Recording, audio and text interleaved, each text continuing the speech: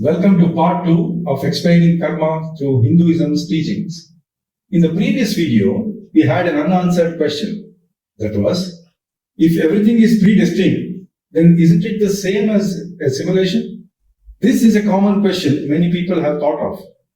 In this video, I will be explaining to you the answer to that question. Everything is predestined. This is actually true and also false. Yes, you heard it right. It can be true while also being called false because it depends on the individual. Let me explain. To understand this accurately, we need to understand a few terminologies given by Shastra. There are 3 steps or processes of how karma affects us. Agami, Sanchita, Prarabdha. The first one is Agami karma. The word Agami means coming or arriving in the future. It means that the karma you are doing right now will show its effects later. Every moment in life was once a right now, which means every past was once a present, isn't it? Every karma at the moment it is being done is Agami karma. So every karma's first phase is Agami. Next is Sanchita. The word Sanchita means stored or accumulated. The karma that is done will produce an effect, and that effect will be recorded in a book called Sanchita. Here, book is just a metaphor to make you understand that it keeps an account of everything.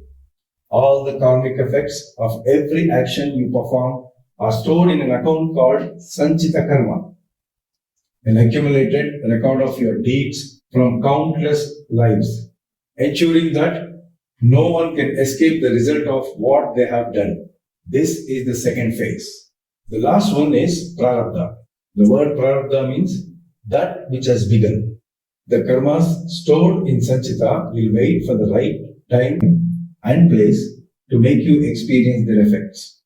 When the right time and place are allotted, they begin to yield their results, irrespective of whether they are good or bad.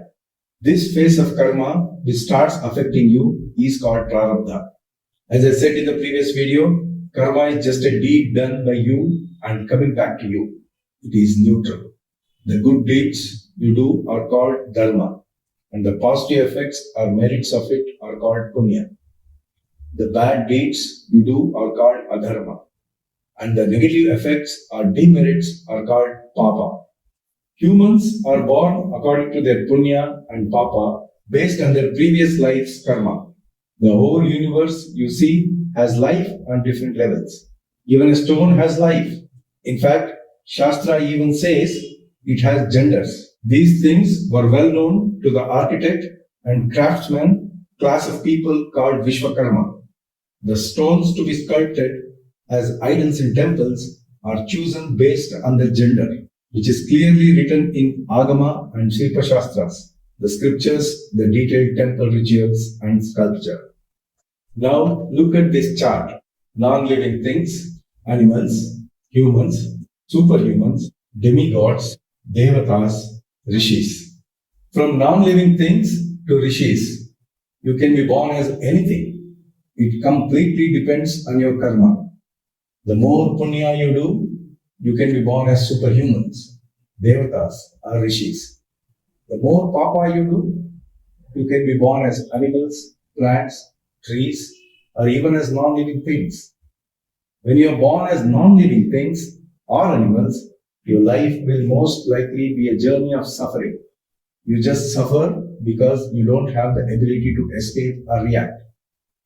Humans who have done lots of papa have to go through several animal or non-living births to exhaust their bad deeds. Their life will be almost 90% predestined. When punya and papa are approximately equal, one gets a human birth.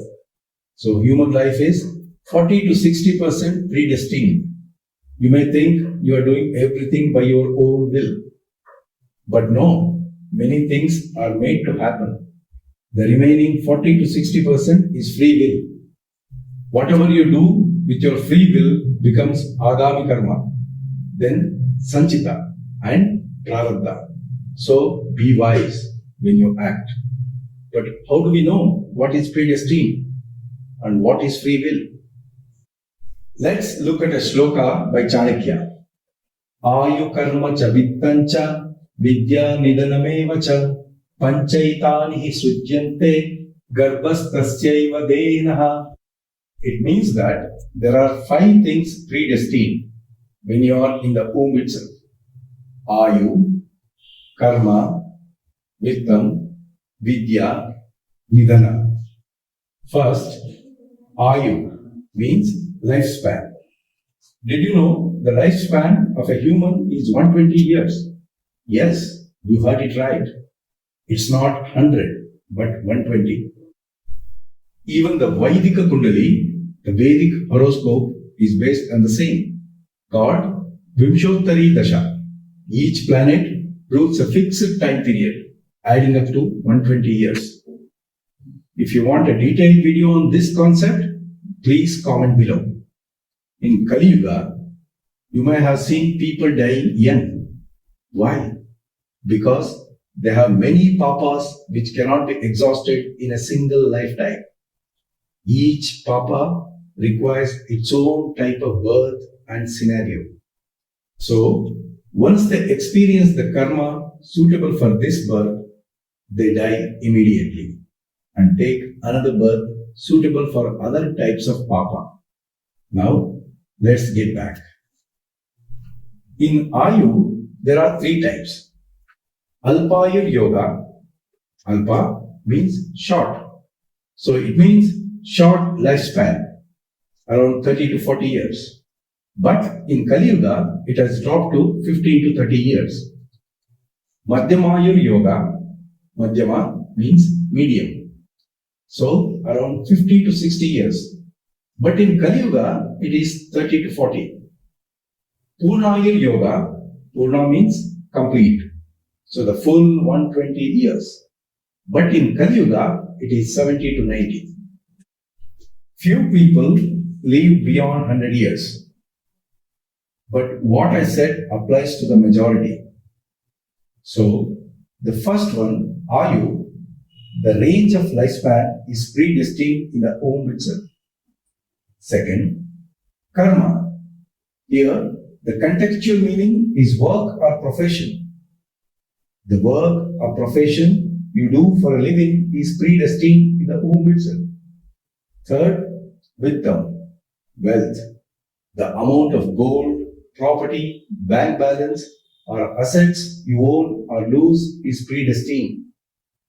Being born rich, middle class, or poor depends on one's prarabdha. Fourth, Vidya, knowledge.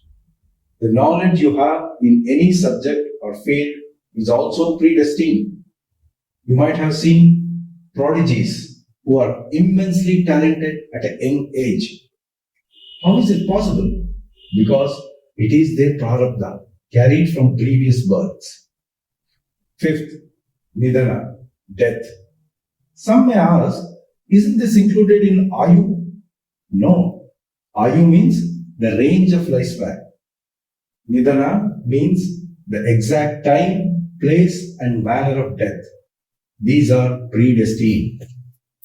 These 5 things are predestined. But that doesn't mean only these are predestined. If someone has done a great amount of papa, their life will be almost predestined. If someone has done great punya, they will have more free will.